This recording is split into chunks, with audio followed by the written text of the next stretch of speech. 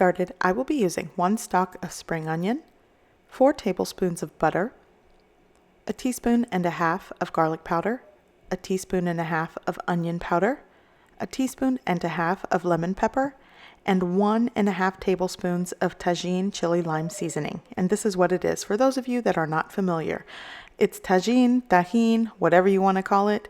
I'm about that life. I love it. And you can definitely substitute the Tajin with the seafood boil seasoning of your choice. You could use Creole seasoning, Cajun seasoning, or any seafood boil seasoning. I'm also using 1 lemon, 1 lime, and 1 head of garlic. Here I have an 8-quart pot with around 4.5 quarts of water.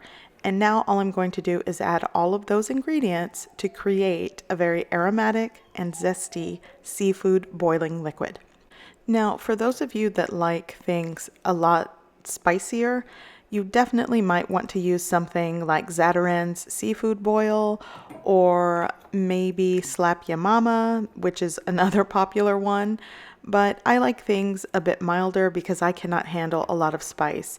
And I actually do love seafood boils, or crawfish boils for that matter. We have them all the time in my family, but I really can't eat a lot of it because it's just too spicy. So this is why I opted to create my own milder version of a seafood boil. And I do like a lot of zest from the citrus, lime, and lemon. So everything in the pot, and I'm going to bring that up to a simmer, or more like a gentle medium boil. By the way, I'm also adding butter to this. And again, if you want to change the ratios of these seasonings or ingredients, do so and make it your own. Okay, so let's move on and see what I'm using today.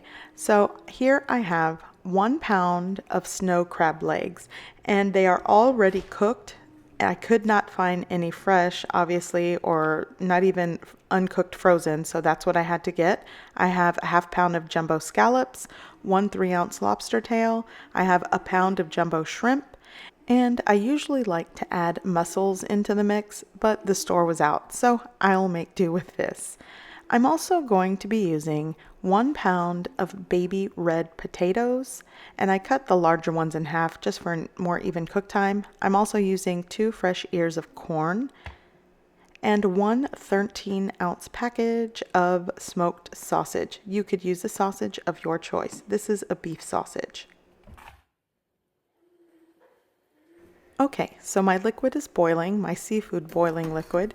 So now I'm going to add the potatoes. You want to add the potatoes first because obviously those will take the longest to cook and get tender.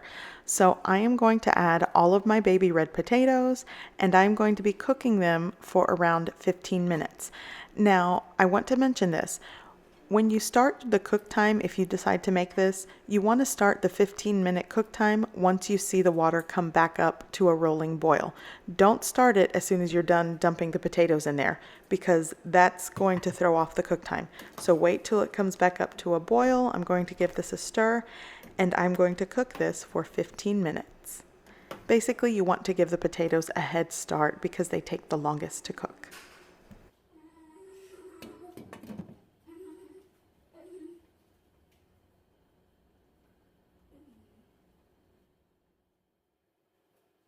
Okay, so it has been 15 minutes. Now I am going to add the next 2 ingredients. That is the smoked sausage, which I have cut into large chunks, and the corn.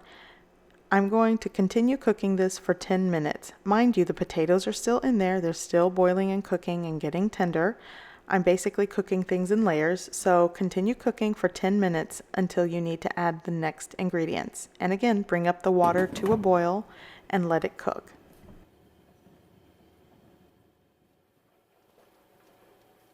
Okay, so it has been 10 minutes, and in total, everything's been boiling from the start of the potatoes. It has been 25 minutes of cook time. So the next ingredients, which will be the last, is the seafood. Now, for those of you that are not familiar with boiling or simmering seafood, it cooks really quick, and you don't want to overcook it because it gets tough and rubbery. So I'm adding the shrimp, the lobster, and the scallops first because those are raw, and then I'm going to add the crab legs on top because those were already cooked. You don't want to cook this on a hard boil, because then you'll just end up with mushy potatoes and overcooked seafood. So you want to keep it on a medium, gentle, rolling boil, if that makes any sense. I'm not cooking this on high. I have my heat set to a medium, somewhere between medium and medium high. So everything is in the pot. Again, the crab legs are cooked already, so I'm just going to let those come up to temperature and steam on the top. They're not really submerged. I'm going to cover it with a lid, and I am going to continue cooking this for around 5 to 7 minutes. And it may take maybe somewhere, I would say 5 at the heat that I have it, but basically what you're looking for is pink shrimp, red lobster shell, and the scallops will become very opaque and white, and they'll still have a bit of give to them. You don't want them totally tough and hard, because rubbery, tough scallops and shrimp is not good. Okay, in the meantime, I'm going to work on a butter sauce. Here I have spring onion. This is around a tablespoon to a tablespoon and a half of spring onion. I use the white and the green part of it. I'm also using around a tablespoon of chopped parsley. I have around 2 cloves of garlic. These were small garlic cloves. And I'm also using a combination of garlic powder, onion powder, paprika, and again, Tajin. And I will use the Tajin to taste, because here I only have a 1/4 teaspoon of all these ingredients, but I will add more. I think it needed more. Again, you adjust to your liking. I'm also using 2 sticks of butter and a 1/4 cup of fresh squeezed lime juice. Okay, so what I'm going to do is take a small saucepan and melt down the butter, and then I will be adding all the ingredients and basically warming it through. By the way, if you are not a fan of Tajin and you just don't like this flavor profile, you can definitely make this garlic herb butter sauce without it. It's still good. But I will say this, I came up with this garlic butter sauce because we go to this restaurant to have fajitas all the time. It's called El Tiempo in the Houston area. It might be in other areas, I'm not sure, but I know for a fact it's in Houston. And it's called El Tiempo Mexican Cantina, I think. And we like to do brunch there, and we love to do dinner fajitas there. And they serve this garlic, it's like a zesty garlic butter sauce that they serve alongside their fajitas. So when I came home and I wanted to do homemade fajitas, I wanted that garlic butter sauce. So this is kind of what I came up with. And it basically has that same zesty garlic butter flavor that we get at the restaurant. So again, if you are making fajitas at home, try this. It goes great on fajita tacos. Okay, so now that everything has melted down, I am going to add the fresh chopped parsley. And I'm going to add that 1/4 cup of fresh squeezed lime juice. By the way, I got a 1/4 cup by squeezing 2 limes. They were not giant limes, maybe medium limes, but they were juicy, so I did manage to get a 1/4 cup out of 2 limes.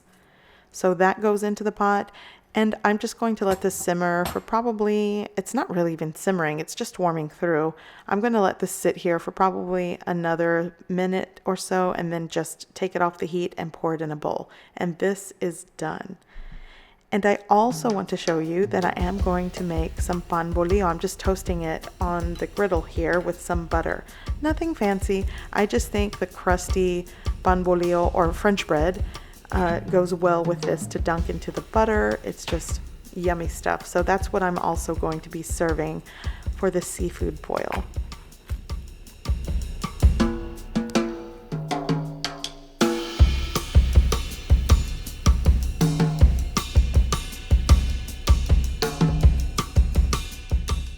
Okay, so I have put everything on a half-sized baking sheet. I lined it with some tissue paper just to be fun. But this is dinner, and my husband is on his way home. He is super excited to tear into the seafood boil. So I hope you guys give this recipe a try. I hope you like it, and thanks for watching.